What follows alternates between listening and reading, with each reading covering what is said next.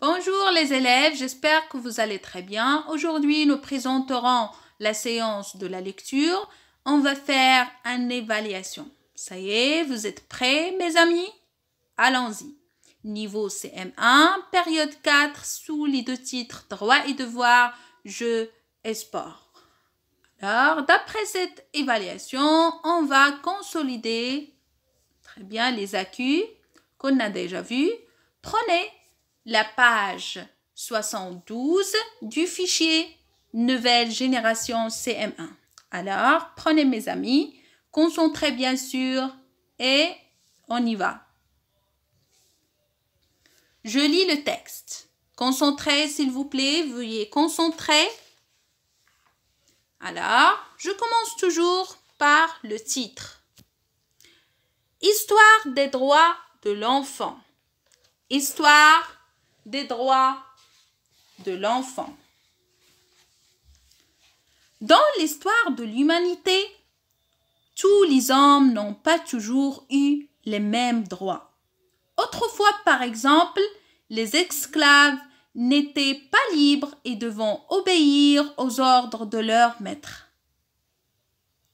À la Révolution française, ça veut dire la Révolution, changement qui arrive dans la vie, oui, par les pensées, par exemple, etc. En 1789, on a promulgué la Déclaration des droits de l'homme et du citoyen qui annonce dès son premier article « Les hommes naissent et demeurent libres et égaux en droit ». À partir de ce moment, en France, chaque personne peut agir librement et est reconnue au même niveau de dignité que les autres. Mais qu'en est-il des droits de l'enfant? En effet, l'enfant n'a pas toujours été bien respecté. Au XIXe siècle, dès l'âge de 7 ou 8 ans, les parents mettent leurs enfants au travail. Certains d'entre eux, issus de familles nombreuses, sont placés comme ouvriers dans des fermes ou chez des patrons. L'ouverture des unes pour construire des machines demande beaucoup de main-d'œuvre. Les enfants sont alors recherchés pour leur petite taille, leur docilité et leur innocence. Ainsi, par exemple, dans les mines de fer ou de charbon, leur petite taille leur permettait de se glisser dans les galeries les plus étroites. Ils poussaient des wagonnets remplis de charbon et ils vivaient dans des conditions effroyables, parfois dès l'âge de 6 ans. Ça veut dire wagonnet, c'est-à-dire petit wagon, très bien, fait peut-être traîner, destiné à transporter les matériaux divers. Au début du XXe siècle, une protection sérieuse des enfants se met en place. Après la Seconde Guerre mondiale, c'est la naissance de l'UNICEF, qui devient une organisation internationale. Elle a pour mission de mettre en place des actions d'aide en faveur des enfants dans les domaines de l'alimentation, la santé et l'éducation. C'est en novembre 1959 que l'ONU adopte la Déclaration des droits de l'enfant.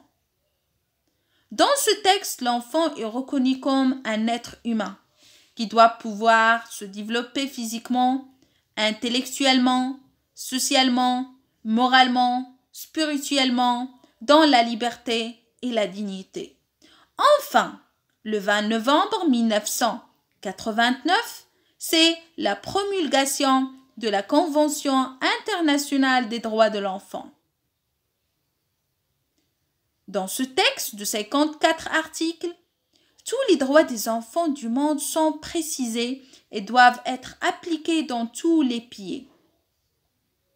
L'année suivante, les pays africains adoptent la Charte africaine des droits et du bien-être de l'enfant. Les pays africains s'y engagent à prendre toutes les mesures appropriées pour promouvoir, ça veut dire promouvoir, c'est-à-dire pour élever à quelque chose, élever, oui, la situation des enfants et protéger les droits et bien-être de l'enfant africain. Ça y est, mes amis? Alors, suivez avec moi. Passons à la page. Ah, très bien. Passons pour identifier les lexiques et expliquer les mots difficiles du texte. N'oublie pas aussi d'expliquer d'autres mots difficiles en utilisant le dictionnaire, bien sûr. Ça y est, mes amis. On va commencer par l'UNICEF. Oh, qu'est-ce que ça veut dire l'UNICEF? Oui. Allons-y, mes amis. Très bien. United, c'est un mot en anglais. United Nations International Children Fund, soit le Fonds international des Nations Unies pour l'enfance. Cette organisation, c'est une organisation destinée pour, très bien, les enfants, les droits des enfants. L'organisation a été fondée en 1946 après la Deuxième Guerre mondiale. Promulguée, très bien, que ça veut dire promulguer, c'est publier une loi, très bien, dans les formes requises pour la rendre exécutoire. Ça y est. Docilité, ça veut dire docilité, très bien, disposé à se laisser conduire, c'est-à-dire dirigé, soumis, obéissant. Voilà. Convention. Très bien, on a très bien entendu pas mal de fois le mot convention dans le texte. Alors, que ça veut dire convention? Très bien, c'est une action de convenir, c'est-à-dire un accord. Très bien, pacte, etc. Innocence des enfants, très bien. Un esprit innocent. Ça veut dire innocence, c'est état, qualité de celui qui ne commet pas le mal sciemment. Ça y est. Très bien. Passons à la page 73. La page 73, on va répondre tout ensemble à les questions de la compréhension pour bien comprendre le texte. Je vérifie ma compréhension. Alors, passons à la première question. Concentrez bien. À partir de quel moment en France chaque personne est vraiment libre? Alors, essayez de répondre à cette question. À partir de quel moment en France chaque personne est vraiment libre? Alors, en attachant avec le texte, j'attends la réponse, mes amis. Très bien, à partir de la Déclaration des droits et très bien de l'homme et du citoyen en 1700, très bien, 89. En 1789. Ça y est, mes amis? Oui. Passons à la deuxième question. Pourquoi dit-on dans le texte que l'enfant n'a pas toujours été respecté? Pourquoi dit-on dans le texte que l'enfant n'a pas toujours été respecté? J'attends la réponse, mes amis. Très bien. Parce que les parents mettaient autrefois leurs enfants au travail, malheureusement. Les parents autrefois mettaient leurs enfants au travail. Ils étaient placés comme ouvriers dans les fermes ou chez les patrons, etc. Ça y est, mes amis? Voilà. Passons à la troisième question. Pourquoi est-ce intéressant de faire travailler les enfants dans les mines de charbon? Pourquoi? Pourquoi est-ce intéressant de faire travailler les enfants dans les mines de charbon? J'attends la réponse. Bravo. Comme il était petit, il pouvait ainsi se glisser plus facilement dans les galeries étroites. Ça y est, parce que ils ont des petites tailles. C'est pour cela il peut glisser facilement dans les galeries très bien étroites. Passons bien à la dernière question. Quelle est la mission de l'UNICEF? Quelle est la mission de l'UNICEF, mes amis, d'après vous? J'attends la réponse. Bravo, mes amis. Elle a pour mission la santé et l'éducation. Très bien. La santé et l'éducation. Voilà, la santé, c'est-à-dire toute la relation, très bien, des domaines de l'alimentation et la santé, très bien, et l'éducation. Ça y est, mes amis? Passons à l'autre exercice. Relis les dates aux événements. Relis les dates aux événements.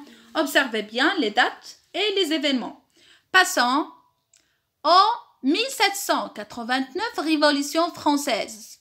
Alors, très bien, c'est Déclaration des droits de l'homme et du citoyen.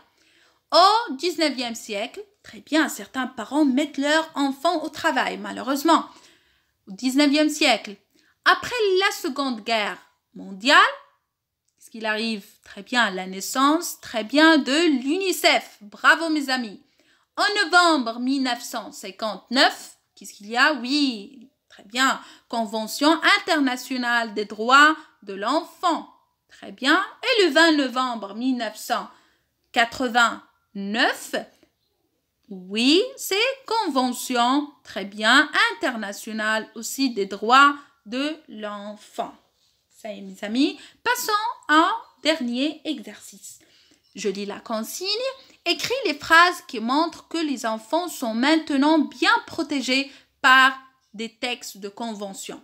Alors, on va écrire des phrases qui montrent que les enfants maintenant sont bien protégés par les textes de convention. Alors, les textes de convention internationale des droits de l'enfant. Alors, relevez, mes amis, des phrases qui expriment ça. Très bien, les pays africains, vers la fin du texte, ils ont abordé très bien que les pays africains adoptent la charte africaine des droits et bien-être de l'enfant. Les pays africains s'y engagent aussi à prendre toutes les mesures appropriées pour promouvoir, c'est-à-dire pour, oui, protéger, élever, très bien, la situation des enfants et pour protéger les droits et le bien-être de l'enfant africain. Ça y est, mes amis, j'espère que cette explication de ce texte, Histoire des droits et de l'enfant, sera compréhensible. Merci pour votre attention. Bon Ramadan et à la prochaine.